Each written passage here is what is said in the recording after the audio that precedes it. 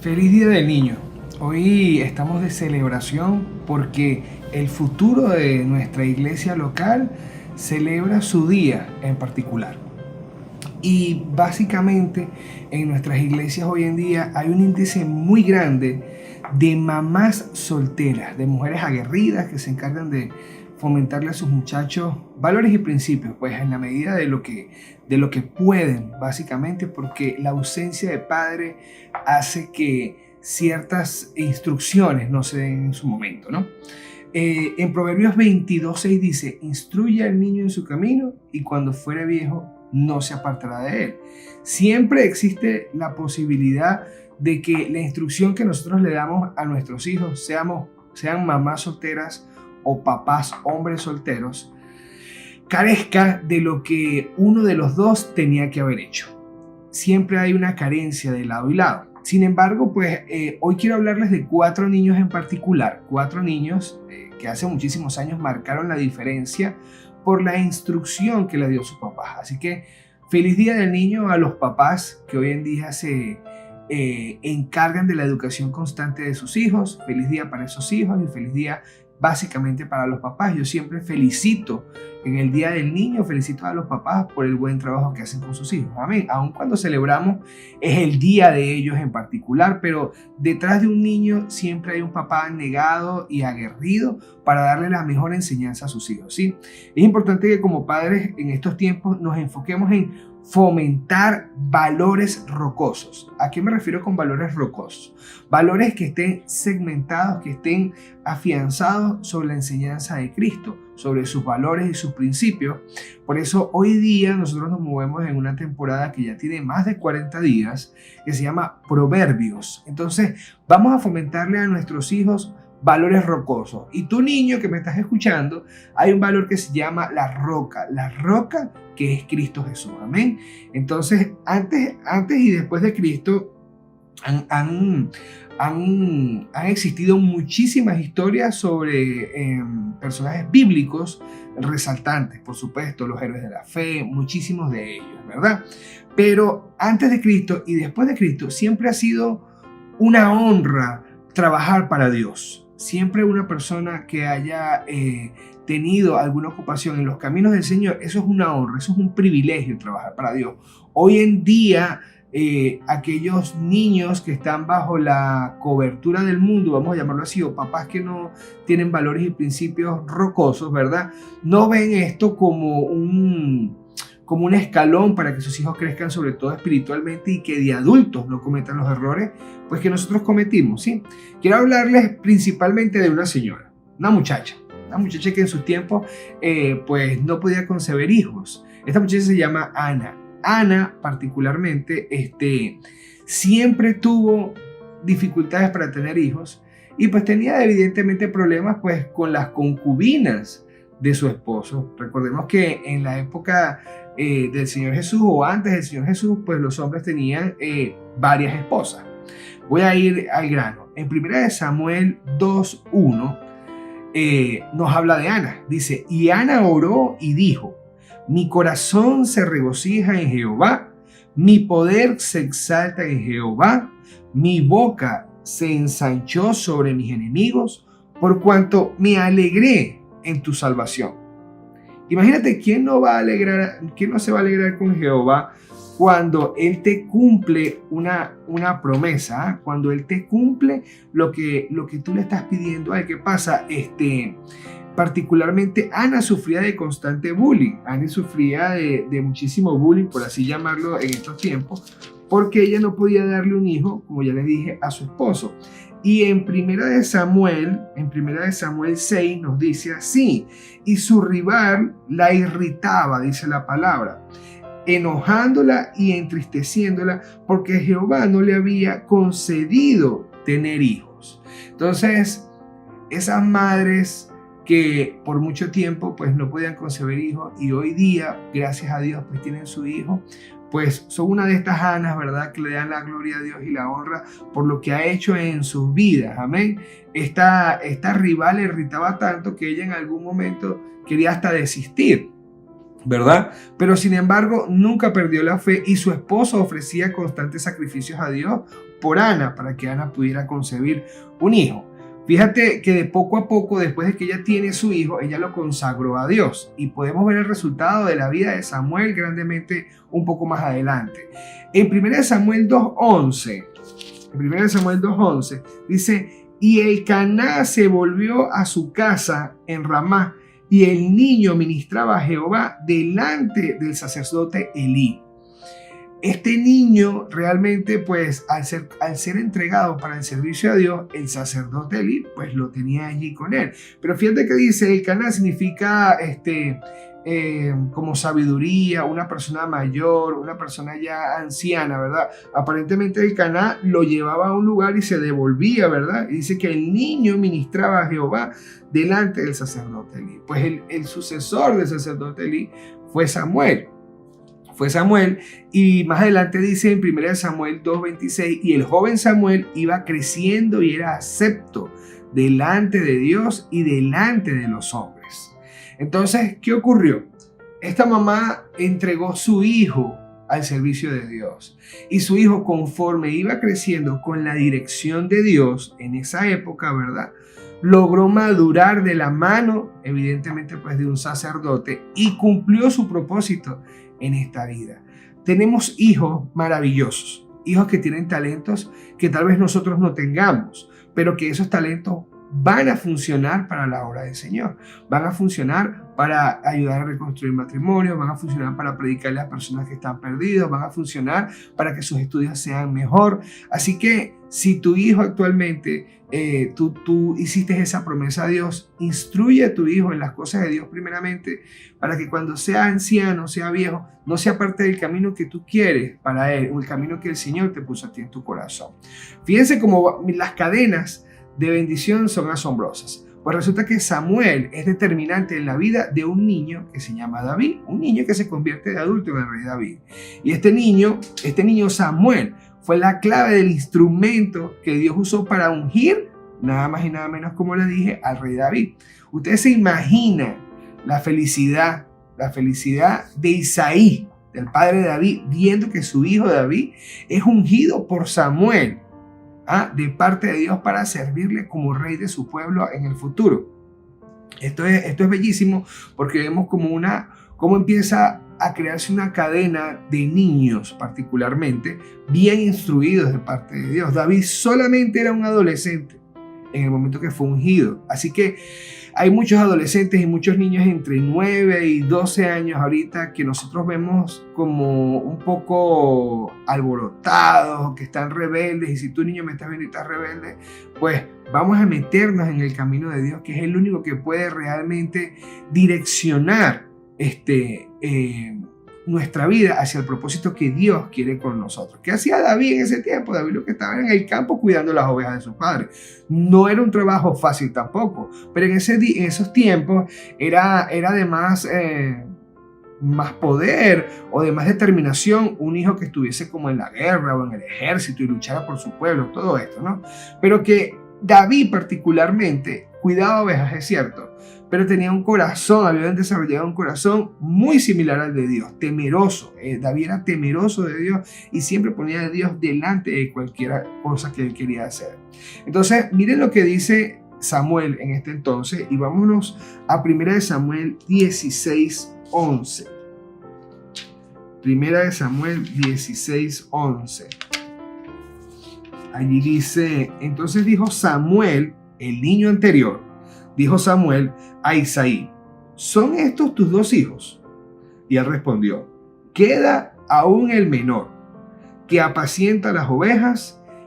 Y dijo Samuel a Isaí, envía por él, porque no nos sentaremos a la mesa hasta que él venga aquí. Envió pues por él y le hizo entrar, y era rubio, hermoso de ojos y de buen parecer. Entonces Jehová dijo, levántate y úngelo, porque este es. Y Samuel tomó el cuerno del aceite y lo ungió en medio de sus hermanos, y desde aquel día en adelante el espíritu de Jehová vino sobre David.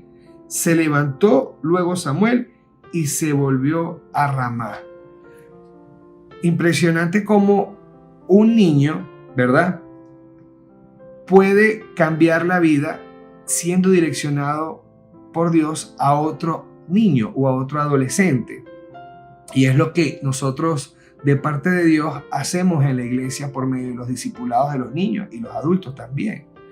David como tal es buscado por Dios. Dios necesita un sucesor en ese tiempo, pero usa a un niño que preparó durante años para poder ir y que ese niño Samuel durante su tiempo haya desarrollado un discernimiento y aprendido a escuchar la voz de Dios.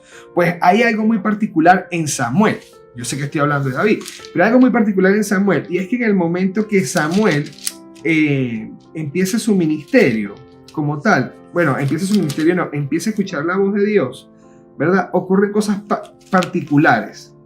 Ocurren cosas como que en un momento estaba Samuel, me imagino que compartiendo la misma alcoba que Elí, y entonces vino una voz que le decía a Samuel, Samuel, y entonces se paraba Samuel y iba a donde Elí y le decía, dígame, aquí estoy.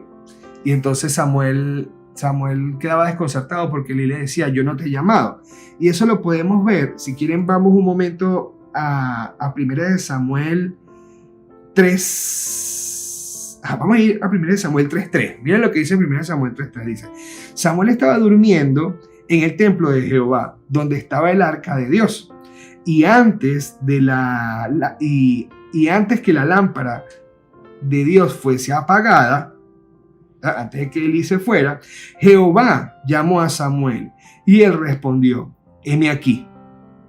Y corriendo luego a Elí y dijo, heme aquí, ¿para qué me llamaste? Y mira lo que le dice Elí. Y Elí le dijo, yo no he llamado, vuelve y acuéstate. Y él se volvió y se acostó. Y Jehová volvió a llamar, dice en el versículo 6, otra vez a Samuel. Y levantándose Samuel vino y Elí dijo, heme aquí. Y a Elí dijo, heme aquí, ¿para qué me has llamado? Y él dijo, hijo mío, yo no he llamado, vuelve y acuéstate. En 2 oportunidades Samuel es despertado de parte, es Dios quien está llamando a Samuel realmente. Pero Samuel piensa en su carne, acuérdense, o sea, en su humanidad, que es Elí que le está llamando porque están en la misma alcoba. Entonces, en la sexta vez,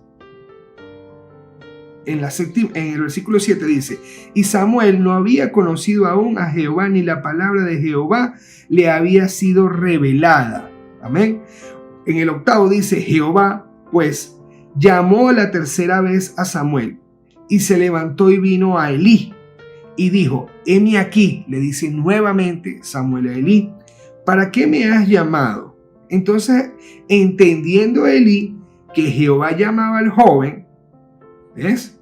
Dijo así en el 9, y dijo Elí a Samuel, ve y acuéstate, y si te llamare, dirás, habla Jehová, porque tu siervo oye. Amén. Así se fue Samuel y se acostó en su lugar. Entonces, cuando nosotros vemos el entrenamiento de un niño o de un joven particularmente, que tiene una sujeción a sus maestros, que tiene una sujeción a sus padres, que tiene una sujeción a sus líderes, a sus pastores, podemos ver cómo el Señor va a bendecir y a honrar a ese joven. ¿Con qué? Con la obediencia a su maestro, con la obediencia a sus líderes y a sus padres. Pues, ¿qué hizo Elí? Elí entendió y discernió que ya Dios estaba llamando al muchacho para que empezara a tener un trabajo con él. Pues acordémonos que el Señor en esa época no hablaba con todo el mundo, porque el Espíritu Santo no moraba en los demás, sino que moraba en ciertas personas. Pues ya Samuel en ese momento estaba empezando a transitar, empezando a entrar dentro de su propósito para luego, años más tarde, ¿verdad?, ungir a uno de los mejores reyes o al rey con el corazón conforme al de Dios. Amén. Entonces, es maravilloso ver cómo un niño puede ser usado por Dios para cambiar la vida de otro niño. Y eso lo hacemos mucho nosotros en nuestro discipulado los días martes a las 7 de la mañana. cuando hacemos conversaciones o tenemos nuestras reuniones de edificación, de enseñanza, y entre ellos mismos van interpretando la palabra, que evidentemente pues tiene su propia interpretación en la Biblia, pero vemos cómo van creciendo en el conocimiento y cómo se edifican los unos a los otros, así como hablaba el apóstol Pablo después en el Nuevo Testamento. Y bueno, ahora quiero ir con el ejemplo de mujeres. Y hay un ejemplo muy bonito de una muchacha que se llamaba Esther también, que logró grandes cosas gracias a la buena instrucción, gracias al buen trabajo de los padres. Aquí estamos hablándole a los padres, a los tutores y a los niños, a los pastores, porque es una mezcla de obediencia y amor en términos generales. En Esther 2.1, en Esther 2 del 1 al 7, ¿verdad? Nos dice que pasadas estas cosas, sosegaba ya la ira del rey Asuero. Pasadas estas cosas, dice así, sosegada ya la ira del rey Asuero, se acordó de Vasti y de lo que ella había hecho y de la sentencia contra ella. Vasti era la reina, su esposa, por así decirlo. Y dijeron los criados del rey, disculpen, sus cortesanos busquen para el rey jóvenes vírgenes de buen parecer y pongan al rey personas en todas las provincias de su reino, que lleven a todas las jóvenes vírgenes de buen parecer a Susa, residencia del rey, a la casa de las mujeres, al cuidado de Hegai, eunuco del rey, guarda de las mujeres y que les den sus atavios, o sea, sus adornos, sus accesorios. Y la doncella que agrade a los ojos del rey, reine en lugar de Vasti. Esto agradó a los ojos del rey y lo hizo así. Pues resulta que la antigua reina, por así llamarlo, ¿sí?, ocurrió un hecho donde ella desobedeció, y en esa época que una mujer desobedeciera a un hombre era una deshonra fatal. Imagínate tú si por parte del rey, que es la máxima autoridad de un pueblo, pues la esposa no seguía sus directrices, eso iba a crear que las demás mujeres también como que tomaran esa misma actitud. Y eso es lo que pasa hoy en día también entre muchos compañeros, por así llamarlo, que la actitud de uno le empiezan a tomar los demás. Entonces el rey no podía permitirse eso, el rey no podía permitirse como que un desorden, y le tocó crear algún mecanismo. Pero vamos a ver en qué momento fue que Vasti pues hizo esto. Y en Esther 1.10 dice así: en el séptimo día, estando el corazón del rey alegre del vino, mandó a Meumán, Bizza, Arbona, a Bicta, a Bacta, a Setar y a Carcas, 7 eunucos que servían delante del rey Asuero, y los mandó a que trajesen a la reina Vasti a la presencia del rey con la corona regia, dice, para mostrar a los pueblos y a los príncipes de su belleza, porque era hermosa, dice la palabra. Mas la reina Vasti no quiso comparecer a la orden del rey enviada por medio de los eunucos, y el rey se enojó mucho y se encendió la ira.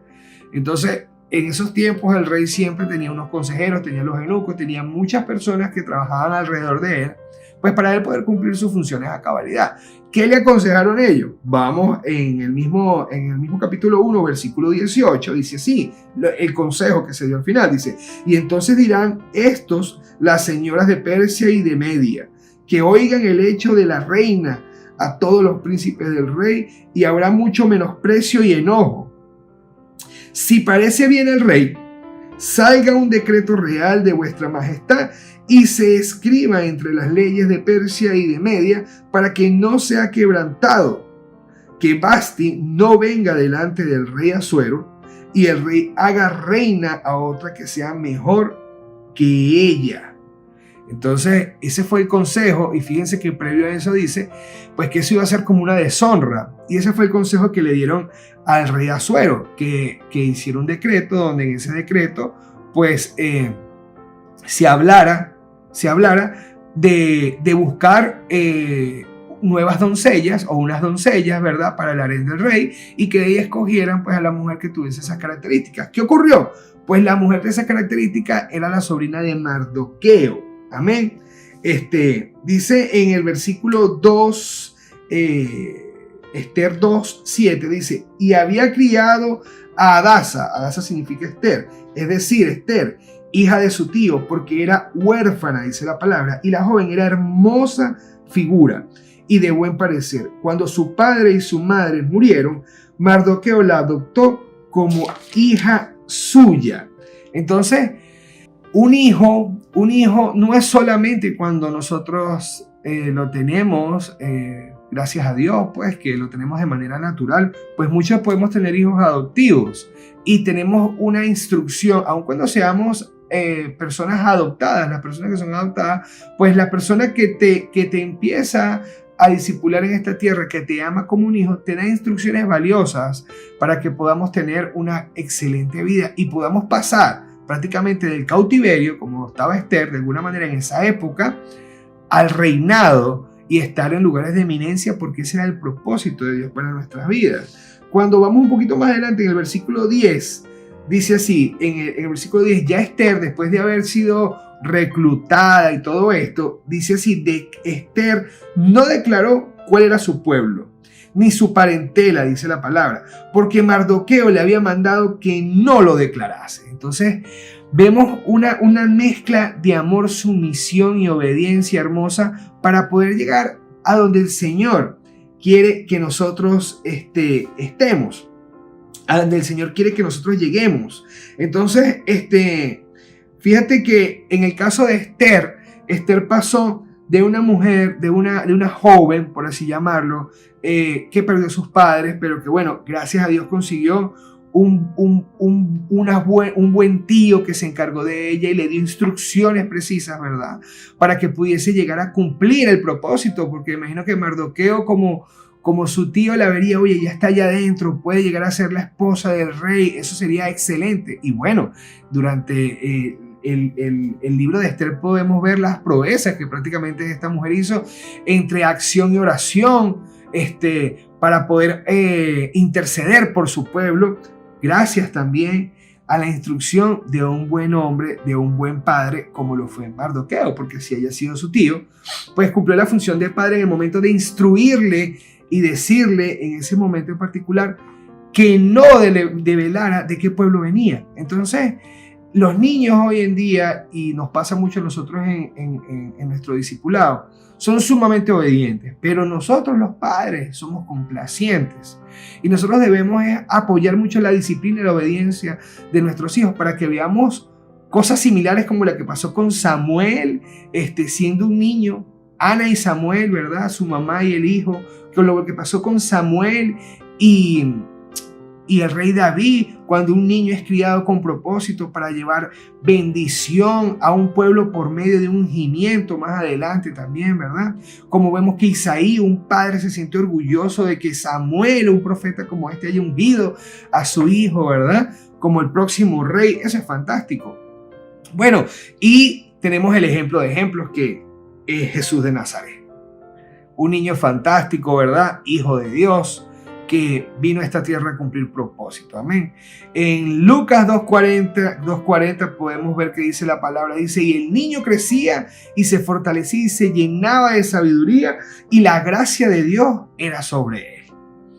Ciertamente podemos decir, bueno, pero es que ese es el mismo Dios, es el Hijo de Dios. Sí, pero usted se imagina la satisfacción y la felicidad de María y José al ver, ciertamente era el Hijo de Dios, pero en la tierra lo instruyó en sus primeros añitos, ¿verdad? Desde que era un bebé hasta que fácil tenía 11 años, que podemos ver que ya entra en el templo, ¿verdad? Y se queda por allá y le dice a sus padres, cuando se pierde, dice, en los negocios de mi padre me es necesario estar. Pero previo a eso hubo una instrucción, una dirección de su madre, e incluso durante su vida el Señor Jesús honró muchísimo a su madre, ¿verdad? Porque su madre le daba dirección, como es el propósito de las mujeres, y su padre le dio instrucción también.